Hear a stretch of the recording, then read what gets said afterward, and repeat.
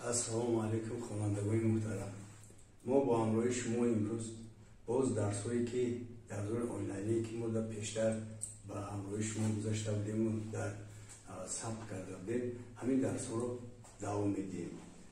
امروز ما با همراه شما درباره حل موضوعی که درس پیش خاتمه داده بودیم این سیستم مدل‌های دو نامعلومه بود. همین سیستم مدل‌های دو نامعلومه رو دوامش می‌گذاریم، یعنی سیستم مدل‌های یک جنس. حالا با همراه شما ما یکی از مثال‌ها رو نوشته و یک همین مثال حل می‌کنیم. بگذار مثال زیرین داده شده باشد که این از کتاب شیراز که تکرار شود، این کتاب از کتاب سفر رو این یاری به خوانندگانی که با مکتب‌های عالی داخل می‌شوند و از فن متماتیک امتحان می‌سپارند. سیستم نمودی زیر دارد. 3/5 x minus y تقسیم 4 برابر 1/10. مدل دیومش 2/5 پیلوسی انجا x پیلوسی 5y تقسیم 8 برابر 1/13/20. ما برای اون که همین سیستم دو داشته رو حل کنیم همون طریقی که درس پیشتر ما شما خط نشان داده بودیم در اینجا در این سیستم دو نامعلوم است، هم x هم y. یعنی ما اگر x y که از این مدل سیستم یابیم اگر هنگوی با جایشون گذاشتن باید همین برابری ها درست شود.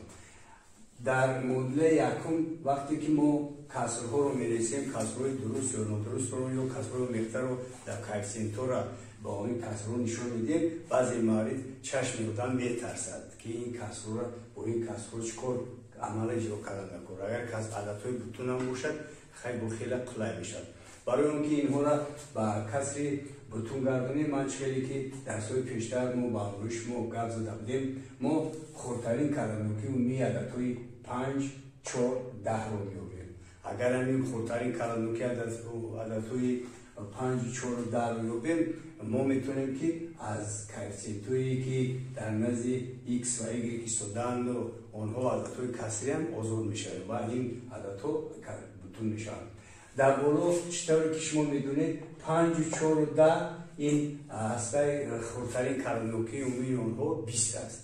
یعنی خردترین کلمه عمومی که 20 که میباشد یعنی 20 با 10 2 تا با 4 5 تا با 5 4 تا میرسد. یا میتونم که مخرج خردترین کلمه عمومی رو گفتم مخرج که میتونم که هر طرف مدل رو با هم خردترین کلمه عمومی ضرب زنم.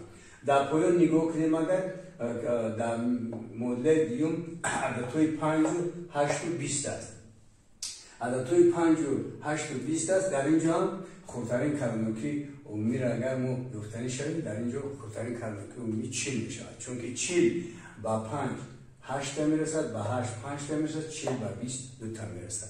لیکن اینجا که از وقتی کسر و مقدار است که شما میدونید برای اون که کسر و مقدار رو با کسر نادرست گردونیم ما همین 1 رو با 20 ضرب میکردیم و با 13 جمع میکردیم. اگر ما 1 رو با 20 ضرب کنیم 20 میشه، با 13 ضرب کنیم 33 میشه. من همین کار را همینجا اجرا میکردم. یعنی من مدل یکم رو چخیلی که هست مینویسم دیومش هم اعضای دیوم هم مینویسم اینجا 1/10.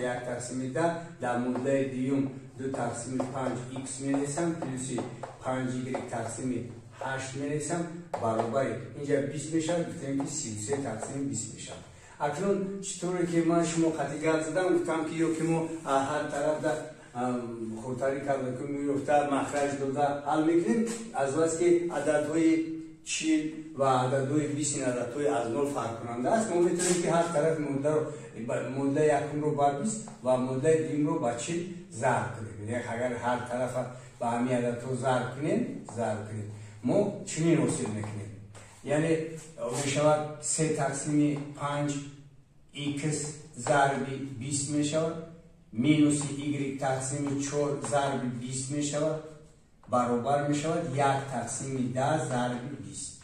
یعنی من حاصل کردم. در اینجا میشود در مدل دیمش 2/5 میشود x ضرب 40 میشود پلوس 5 y تقسیم 8 می شود ضرب 40 می شود. در اینجا می شود 33 تقسیم 20 ضرب 40 می شود. اگر من یک عبارت اختصار کردم 5 با 20 اختصار کنم 4 تا رسد. این 4 با 20 اختصار کنم 5 تا رسد. 10 با 20 اختصار کنم 2 تا رسد. در اینجا 5 اختصار کنم با 40 اینجا اختصار کنم 8 تا رسد. این 8 با 40 اختصار کنم 5 تا رسد. 20 رو با 40 اختصار کنم 2 تا رسد. اگر همین اختصار کردیم من به نظر گیرم اگر در بالا میموند 3 4 3 4 که مضرب کنیم مودل یکم در 12 x می شود. در مودل دیگه 5 میموند یعنی می شود مینوس 5 y برابر در مودل گذشتهش طرف راست رقم 2 اینجا می شود 8 مونده است نزدش 2 که نشتهش اینجا می شود 16 x دیومش می شود 5 مونده است می شود پلوس 25 وایش مونده 3 با 2 ضرب کنیم می شود 66 یعنی ما مدل حاصل میکنیم که در اینجا کوفیسینت و عدد های بتونه.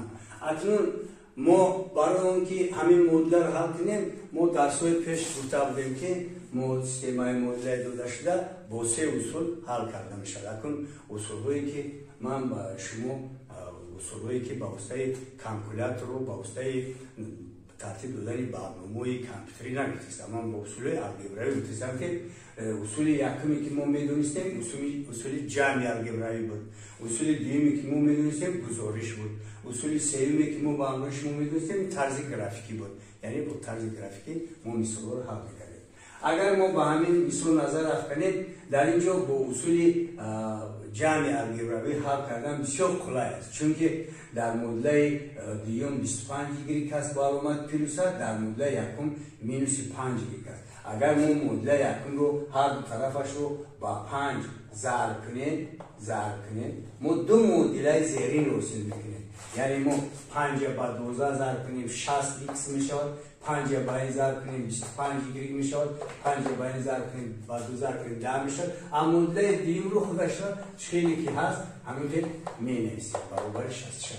اکنون در وقتی که همین کار اجرا میکنیم ما هر دو مدل در یک کوفیسینت نزد y در مدل یکم و در مدل دیوم با دیگر مقابلن یعنی عددهای مقابل یکش 25 است یکش مینوس 5 هنگامی اونها رو جمع کردن ما 0 حاصل میکنیم. برای همین مدل یکم طرف راستش رو می نویسیم مینوس 25 y و مدل دیوم طرف راستش رو با همین مدل جمع میکنیم یعنی می شود 16 x پلوس 25 y. در طرف چون 10 6 اینا جمع کنیم اگر 76 میشه.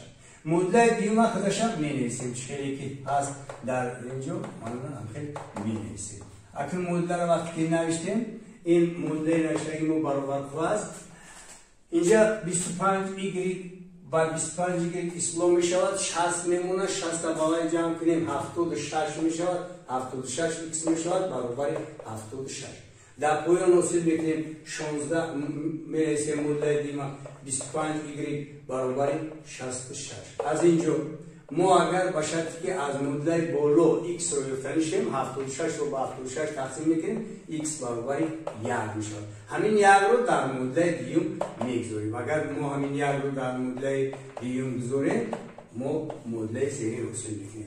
اکنون از مدل دیوم که ما یافتیم حل کردیم اینجا شما چیزی که بدونید 16 رو با 1 ضرب کنیم 16 میشه. اگر 16 رو با طرف چپ برای ما از 66 ترک کنیم 50 حاصل میشه. یعنی در مدل دیوم 25 y برابر 50 حاصل میشه. اینجا x برابر 1. یا که از اینجا اگر ما هر مدل دیوم y کیوبیم y برابر 2 میشه. یعنی ما میتونیم که جواب خود رو نویسیم که x مون 1 بوده y مون 2. یعنی ما همین سیستم رو میتونستیم که با اصول گزارش حل کنیم. یعنی ما میتونستیم که یک مدل x با y یا که y رو با x عوض کرده در مدل دیوم گذاشته همین حل رو. یا که ما میتونستیم که از مدل یکم y رو معین کرده تبدیل با اون قیمت داده در تیر عددی همین قیمت در گرافیک ساخته همین برشی این هر دو مدل خطی راستن از بس که هر گراف که هر خط راست هنگامی یا دیگر اونها این دو خط راست در یک نقطه در نقطه یک و دو یعنی ابسیسش یک و اردیناتش دو یا دیگر رو میبرد. اکنون این بود اویدی مثالی که ما با روی شما حل کردیم و اوید بستیم مدلوی خطی بود که ما درس گذاشته اوید این درس ما درس داشته بودیم با شما من نشون دادم کسی که اویدی همین مسئله فهمیدن میخواست که بیسورهای باقی مونده که کوفیسینتشون گوناگون باشد و حلشون را دشواری میکشند این هم کوفیسینت را کسر رو انتخاب کردیم در این کسر رو شما دیدید. حالا ما با امروی شما موضوع نو سر میکنیم. این موضوع نوی که ما با امروی شما سر میکنیم موضوع نو سیستم مدلوی غیر خطی است. این درس انجام کردنی؟ برای که ما سیستم مدلوی غیر خطی را گذاریم اون چیزی که در مدلوی خطی دیده بودیم همه اون الگویی که ما در اینجا حل کردیم و زویش کردیم یا که با طرز گرافیکی حل کردیم یا با طرز جمعی الگوریتم کردیم ما نامعلوم رو رفتیم در اونجا عیناً همین کار دیده میشه فقط برای مدل غیر خطی هم که ما جمعی الگوریتم همین باید اجرا کرده نمیتونیم.